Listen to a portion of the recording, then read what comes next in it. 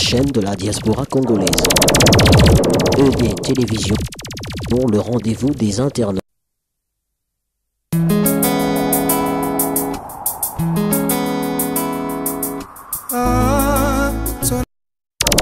ED Télévision, la chaîne de la diaspora congolaise.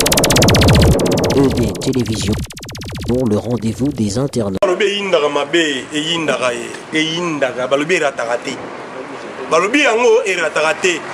www.edtvrdc.com, c'est-à-dire que la richesse na kati ya EDTV. O lingo zo actualité mboka. O lingo yeba basangwa ba artiste comédien na mboka, yeba musicien ya mboka. O lingo yeba sanga diaspora. Ilo oni nezolega na Belgique, na France, na Hollande, na Europe mobimba. Betara www.edtvrdc.com, c'est-à-dire que c'est nous. L'artiste a lobby que non bisogno surtout tous à la brancher na EDTV. Balobi EDTV rataraté. Oui, quatre tout le monde bon ba voisin ya maître Cher Babaza awa tozo pesa mote papa boitard. Ya boitard Papa to yebi ki oza vision ba benga na portugais ya maître Gerba. Comment maître Gerba a vivre na bino? En tout cas, présent va bien vraiment na biso vraiment azar reconnaissant. Et malgré à part ba misala na ye asala vraiment à soigner na quartier vraiment tout ça la kitoko vraiment. Donc ça écoute na quartier yo tout le monde a peine que non absence na ça la bien te donc te sepelaraye azala na biso tout le temps pour vraiment so la bien. Abeta toloki azala pena donc icône ya kakwa pardon. Oko confirmer biso ki maître Dieu bandi benem takanga koto te eza pena nyongana ke kwa eza pena maboko na ye po apart ye awa ekulusu muso azate donc ekulusu kaka eza ye obiso te binaka kwa kamudima awa eza kaka ye kama mtajwa role ya ekulusu okoko ebise nini parti tanga otala image oyo moi loko moi msu maître Dieu basala ka papo sepela na ngote azata correction na sima te en tout cas na nyoso to varana ye na mona ka erreur na eti le nyoso pena eza correct vers donc tout atape le sungi ko ipoko zanga oye pana ye sous les alliés vraiment ajuda. Merci beaucoup. De hasard mutumo ko amuta négliger te biso nzo pena photo to pouye ke kwa ka mna ke ne liboso à travers na ye. Merci beaucoup. Merci. Toujours ba voisin. Boa tarde, sim. Como chama? Soares. Soares. És vizinho do mestre Gerba? Sim, sim, sou vizinho do mestre Gerba. E estamos sempre aqui. Ele tem nos dado conselho e tudo que ele tem feito por nós, agradecemos tantos. Queremos só saber, mestre Gerba, como é que ele vive aqui convosco em Cacoago? Agradeceria mesmo a dizer que ele é uma boa pessoa, nunca se meteu com os vizinhos, está sempre no seu quintal. E ele também dá mesmo apoio aqui nos jovens, de tudo que nós necessitamos, ele nos ajuda. Obrigado. Sim, sim. Bandico Valentuza, na moca da jovem. Boa tarde. Boa tarde. Como chama? Francisco. E conhece o mestre Gerba? Sim, conheço. O mestre Gerba é toque?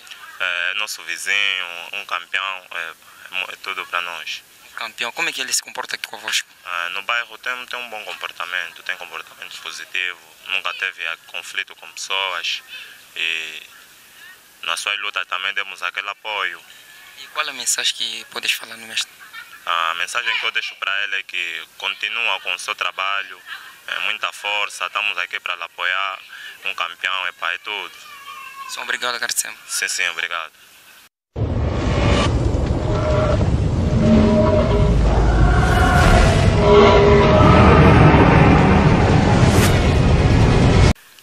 Boa tarde, Bandeko Balandia, EDTV, chaîne Nabino, Oboye, Bito Sepel Sarabino, Petozo, continuera à Sepel Sabino, premièrement, à couper son nom, Mbote, pas mon poste, Richard Tempête, Babi, Yende, Papa Nabisson, Bana, EDTV. Na Kiko Salué, bon, on a Katia France, Maman Brigitte Kibadiki, femme d'affaires, Azaka, Moko, Maman, merci pour notre surprise. Aux Arandais, nous avons surprise pour Maman Langaï. En tout cas, merci pour notre cadeau, on est salué, c'est un plaisir, il y a trop de temps, mais on peut en avoir au fond, maman. Ezala cadeau sukate donc salara bongo talaka biso beto zala ou mela mama toye bongo koluka moko ya athlète po babi inyo eningani mbutu e koti pena na kati ya inyo ba tiko perdre bongo deteti ya makasi o basala ke inyo ezala na top deteti wana balongwe toye bongo sala surprise na kati ya municipal Kakwaku toye na ndako ya athlète moko oyo alongwe bongo atiko tika biso toye bité inyo boso ke na biso wapi si tokoma ba 2020 union ekezala nini to eketikala nini ba o nani ba kozala suna union po tomona ligo union komo memela biso mabeza okota balakisi so nde avenir Maître Djerba yango na moni bana mike bazawa nazo pusana na tuna mopo bana mike nde bato bayeba ba star tozo toujours na kati ya télé réalité tozo pusana toyeba si c'est vrai Maître Djerba penda venir yango yo je vais boire como chama Tino c'est quoi c'est Maître Djerba Kwenzo ele quem Ekacha Ekacher sim você conhece muito bem sim e conhece a casa dele Kwenzo vamos nos mostrar sim é onde a casa é ali em frente vamos me acompanhar tozo pusana bongo na ndaka Maître Djerba babi yende Maître Djerba nde makambo yoko luka casa do Maître Djerba aqui obrigado agradecemos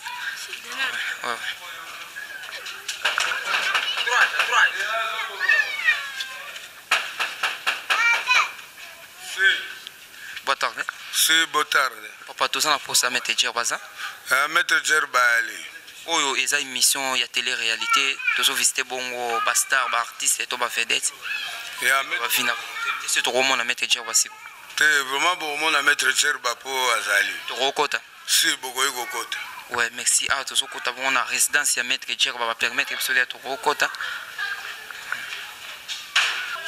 ouais toza bongo de na kati ya résidence ya Maître Djerba tozo kota to mona place Maître Djerba azali na obengela bino Maître Djerba po Maître Djerba merci tozozela Maître Djerba awa oui comme le petit toza de na kati derrière résidence ya Maître Djerba bazobenga ye baza derrière likolo donc awa pena babesika Maître Djerba avant di sarande masolo Maître Djerba nde pena oui tomoni de azokita déjà kuna papa na biso azala Maître Djerba boa tarde si boa tarde Timurma Maître Djerba lelo EDTV alandi na kati ya résidence na yo na kati ya télé réalité donc lelo masolo pena donc te obeta pena masolo na oza d'accord pour na solo na biso mais kasava ko pe bobalo baka journaliste bongo bino bolobi te presque boboye na ebite ponga na déjà pe près dans que déjà bureau na ok pona musala télé réalité ezelo ko moko eko sala surprise donc tozo bimela batu ya brisque tozo avisa te totoko sa demande quelque part donc tozo ya pena ko brisque bino poto yeba comment ba artiste to ba vedette ba vivant na banda kuna bango te non problème ezate bolokwa si boye naza bien placé bureau eza wana boye bosolana d'abord on a ba chef fiscalisation bongo boa pendant babino kuna na ndako po na banda déjà on s'est préparé mais bureau nanga ba babino na bongo na bande na osolana bino vraiment merci OK ouais merci beaucoup même sur place ba bureau bazali ya OK ça va te ba baza bana ndako na zali likolo na ndako on s'est préparé baza bana katsa ndako baza ya merci mais ma biso kasi on a tozo kota to mona ba bureau Maître Djerba po ba bi organisation ko makas Maître Djerba tozo kota toza de na katsa salon boa tarde ouais bandeko balandi toza de na kati oyo président ya mesa d'assemblée oyo boa tarde oyo président ya mesa d'assemblée ya catch club Kimafu Force d'Angola et wana Papa Orlando sponsor officiel ya club Kimafu Force d'Angola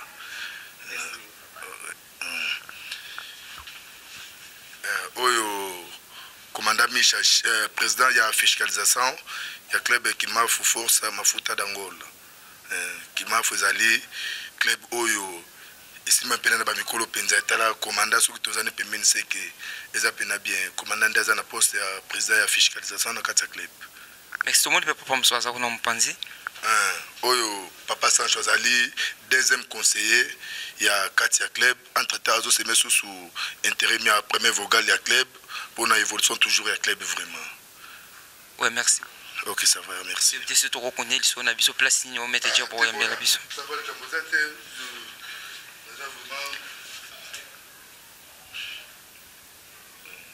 ouais Maître Djerba to éviter place nini oyo okoko yambela biso lelo en tout cas bino boye ko presque na kati ya résidence ministre d'Azali vraiment près déjà na bimana kende na bureau yango moni tozaki na moya réunion moko ya coulisse na comité directeur mais tu le connais ça preuve vraiment na bimana qui na bureau vous mettez comme na bureau pour te solo na bureau na bien na bureau to za mieux placé ko solo là pour na moi makanso pour na vraiment déjà na retard faut na Mbappé ba visiter sur na bureau les deux jours na visite. Ouais, merci beaucoup bandeko balandi mete dire ba membi biso bongo na bureau na ye atoza na kati ya résidence na ye na si bozo mona eza facilité et simple quartier za na ndako boye bino mona ebike ba image d'ailleurs donc ezo tambola de pour aider tifito bomba eloko te donc son de poelele donc à suivre na bureau à mete dire merci beaucoup.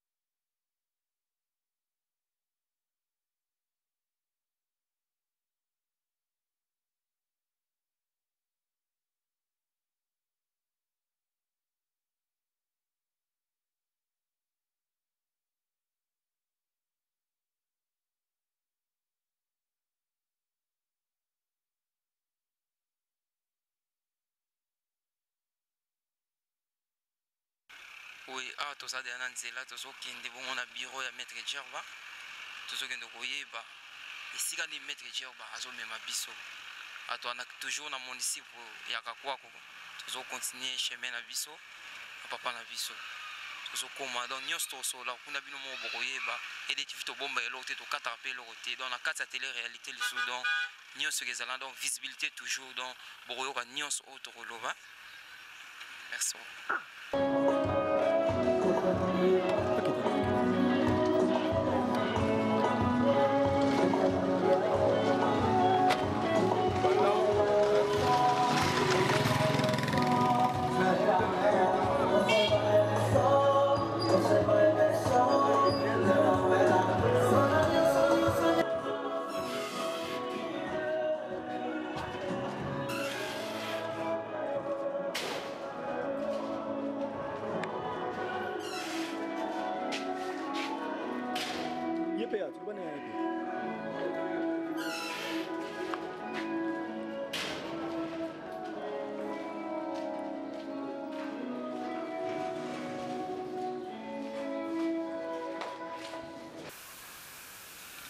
Fidèles téléspectateurs, mais de dire bah awale tous na carte télé réalité na EDTV promettre que premièrement qui au répondre à questions sont en tuna.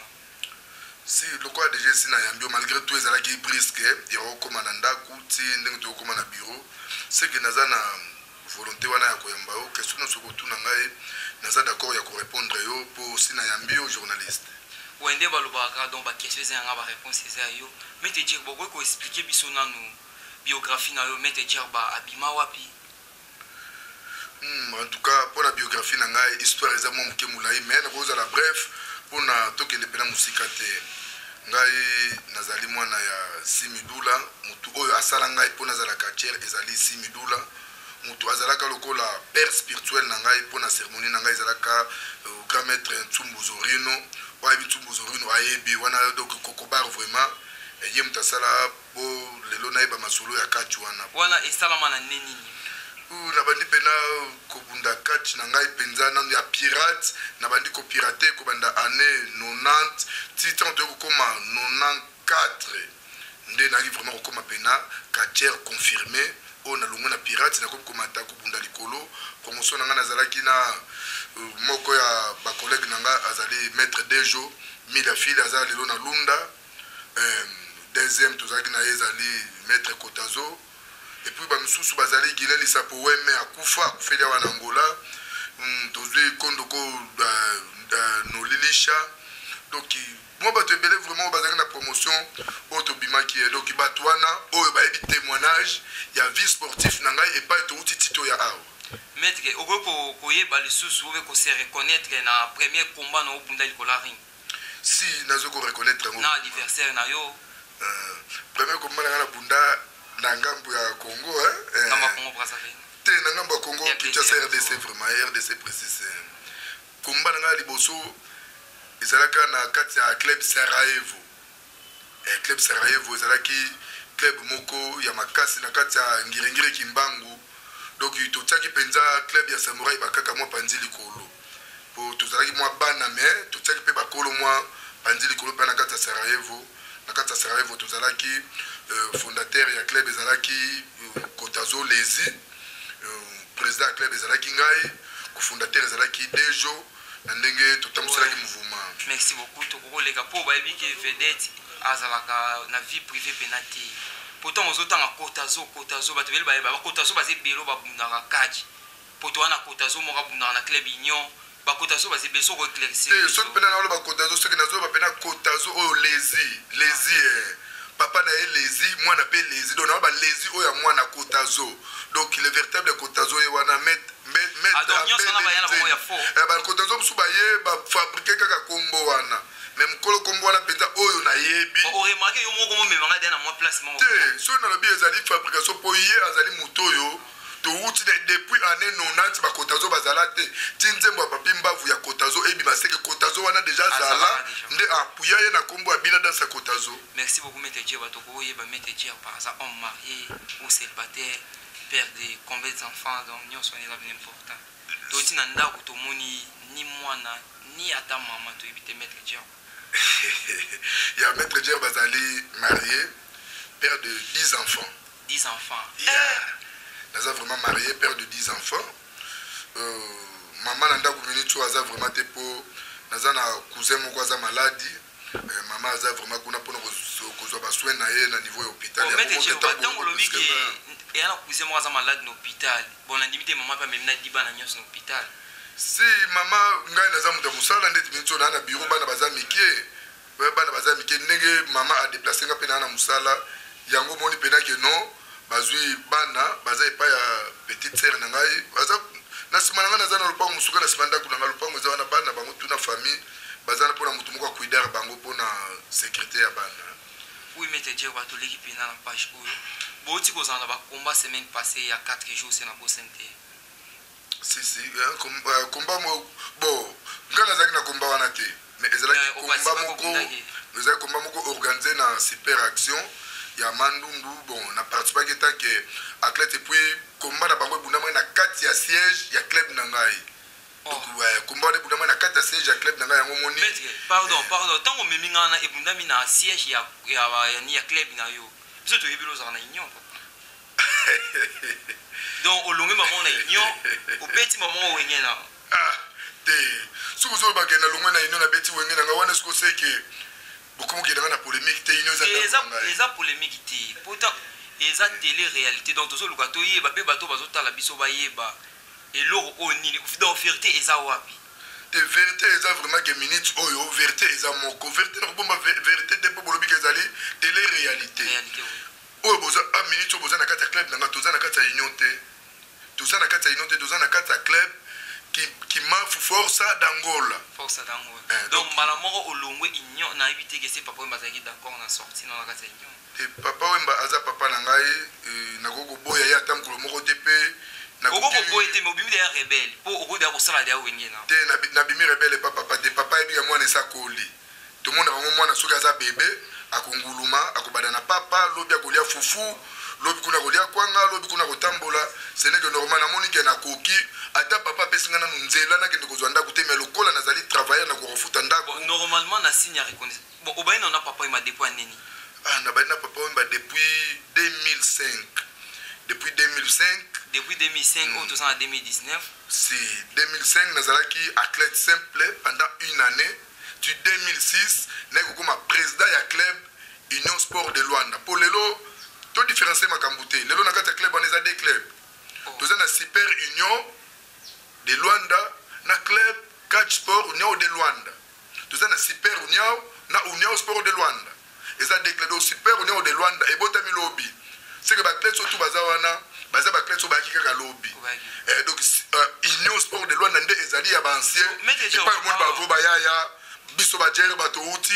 et puis ba tubususu bazali mais je va pardon tant bino ne su komba ba tête bina bozaki na kati ya union beaucoup miko kima donc ponga la rôle ba de beaucoup mo kima papa Wemba cela veut dire pour tout le monde qui pas de Kazumbi de Kibambi champion d'Afrique place na PC wa mbote belé ati ko tika biso na union mais te dire ba so ko benda na to éviter union zo kende wapi to bozo tika union wapi te union chaque fois na lo bagelo ko boye Salut papa Wembesiko Zali, mon père, beaucoup de respect.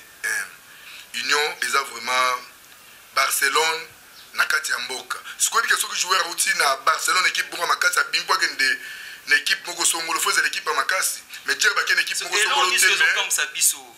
Il y a un petit Messi à Longé Barcelone, à qui refondé le club Naïmogo. Est-ce que le club a une capacité de venir à Barcelone? Si d'abord, pour que le club fonctionne, ils ont les moyens financiers. Sa finance, autant pour sa club, sa administration, autant pour sa club. D'abord, nous avons bêta tolo na likambuya administration, na niveau ya club, et puis likambuya organisation. Les deux blocs wana, nde autant pour sa administration, ils allaient pour la base, ya musala nangai, et puis organisation, on a autant pour la nango. Mais te dire bah, biso to la na pena ming pena ma monde pe internet to kota on ma casse. Aussi qu'on l'a d'accord, publication, to commentaire.